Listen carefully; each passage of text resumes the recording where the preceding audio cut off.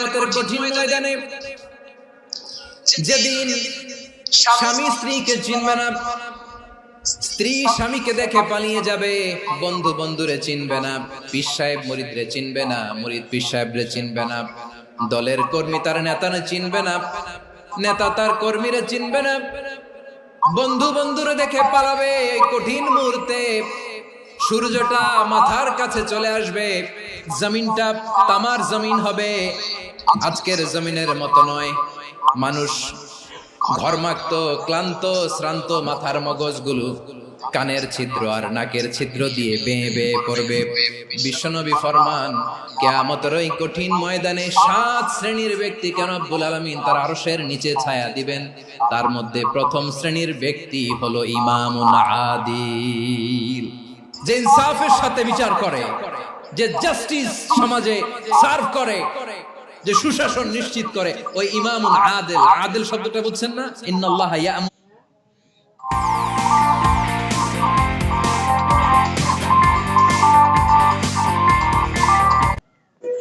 ইন্নাল্লাহা ইয়া'মুরু বিল আদল।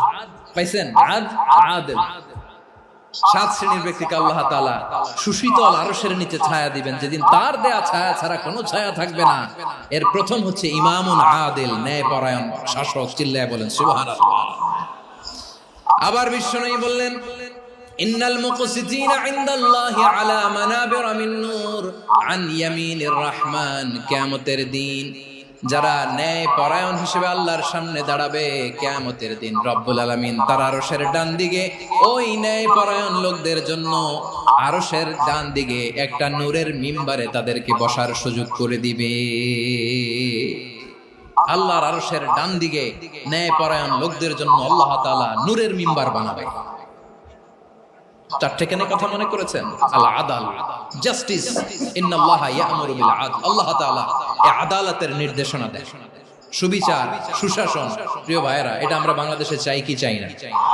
এই যে অরাজকতা, এই যে অন্যায়, এই যে জুলুম, এই যে ইনকনসিস্টেন্সি, সমাজের অসঙ্গতির প্রধান কারণ জাস্টিস নাই, সুবিচার নাই, সুশাসন নাই। শেষবারের মতো আওয়াজ করে বলেন তো, আমরা বাংলাদেশে আদল চাই কি চাই না? তাহলে প্রথম নির্দেশনা শেষ। আল্লাহ তাআলা তোমাদেরকে আদলের আদেশ দেন। এরপর আল্লাহ বললেন, আমি তোমাদেরকে ইহসানের আদেশ দেই। ইন্নাল্লাহা ইয়া'মুরু বিল আদলি ওয়াল ইহসান। আমি তোমাদেরকে যেমনি আদলের নির্দেশনা দেই, তেমনি ভাবে তোমাদেরকে ইহসানের নির্দেশনা দেই। ইহসান, আওয়াজ করে সবাই বলেন তো ইহসান। ইহসান মানে কারো প্রতি সফট হার্টেড হওয়া, মহানুভব হওয়া, অনুগ্রহ পরায়ণ হওয়া, অনুগ্রহশীল হওয়া, একে অপরের প্রতি দয়াদ্র হওয়া। একে অপরের প্রতি দয়াদ্র, অনুগ্রহশীল হওয়া ছাড়া মানবিক সমাজ কশিনকালেও গঠন করা সম্ভব না। প্রিয় ভাইরা, সুন্দর আচরণ দিয়ে, ইহসান দিয়ে যা জয় করা যায়, নরম আচরণ দিয়ে যেটা অর্জন করা যায়, কঠোরতা দিয়ে সেটা করা যায় না। বিষ্ণু ঈসা ইসলাম ইহসান দিয়ে, কোমল আচরণ দিয়ে, তার অনুগ্রহ দিয়ে তিনি অনেক কাফিরের হৃদয়কে জয় করে ফেলেছেন। সাইয়েদনা সুমামা ইবনে উসাল রাদিয়াল্লাহু তাআলা আনহুর কথা মনে পড়ে যায়। তিনি ছিলেন ইয়ামামার বাদশা। মদিনাতে বিশ্বনবীকে হত্যা করার নিয়তে এসেছিলেন। গোপনে গোপনে বিশ্বনবীকে হত্যা করে আবার ইয়ামামাতে তিনি ফিরে যাবেন। কিন্তু কি অবাক করা কাণ্ড, হত্যা করতে পারে নাই, সাহাবাদের হাতে তিনি ধরা পড়ে গেলেন। সাইয়েদনা সুমামা ইবনে উসাল রাদিয়াল্লাহু তাআলা আনহু হত্যার নিয়তে আসলেন, কিন্তু হত্যা করতে পারলেন না। সাহাবারা ওনাকে ধরে ফেললেন, ধরে মসজিদে নববীর পিলারের মধ্যে বেঁধে রাখলেন। সুমামা ইবনে উসাল, সিরাত থেকে শোনাচ্ছি, রাদিয়াল্লাহু তাআলা আনহু ইয়ামামার অধিপতি ছিলেন। বিশ্বনবীকে হত্যার জন্য আসছেন, ধরা পড়ে গেছেন, এখন মসজিদে নববীতে বেঁধে রাখছেন। তার মানে বন্দী। এখন স্ট্যাটাস কি? বন্দী, ক্যাপ্টিভ। তো বিষ্ণু ঈসা ইসলাম সাহাবাদেরকে বললেন, তার খোঁজ খবর নিও, সুমামা ইবনে উসালের খোঁজ খবর নিও।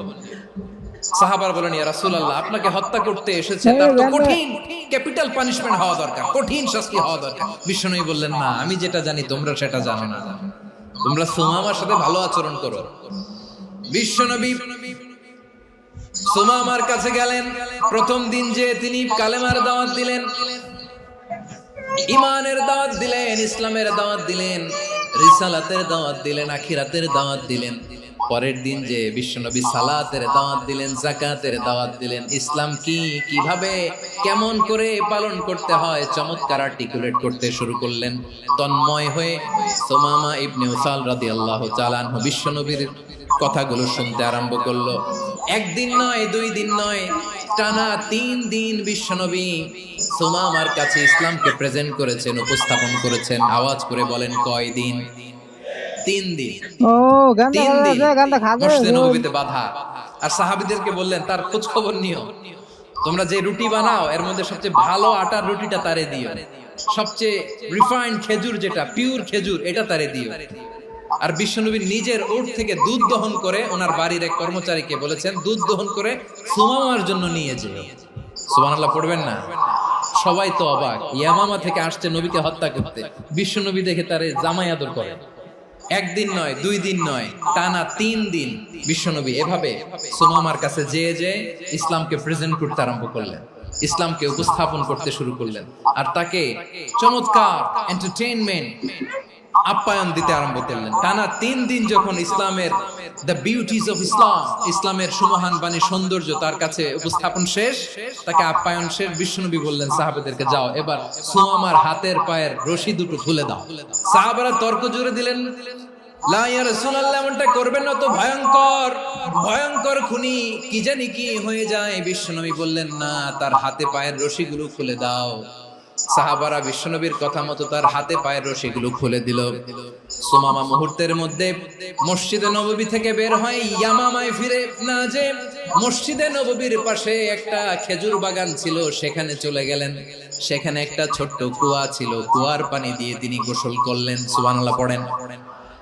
কুয়ার পানি দিয়ে গোসল করে মসজিদে নববীর সামনে এসে বিশ্বনবী এবং সাহাবাদের সামনে দাঁড়িয়ে সাব্বাবা উঁচু করে বললেন, আশহাদু আল্লা ইলাহা ইল্লাল্লাহ ওয়া আশহাদু আন্না মুহাম্মাদান আবদুহু ওয়া রাসূলুহু। আমি সাক্ষ্য দিচ্ছি আল্লাহ ছাড়া কোনো ইলাহ নাই, আর মুহাম্মদ আল্লাহ তাআলার প্রেরিত বান্দা এবং রাসূল। প্রিয় ভাইরা, ইহসান দিয়ে যা জয় করা যায়, কঠোরতা দিয়ে সেটা কঠিন কালেও জয় করা যায় না। আওয়াজ করে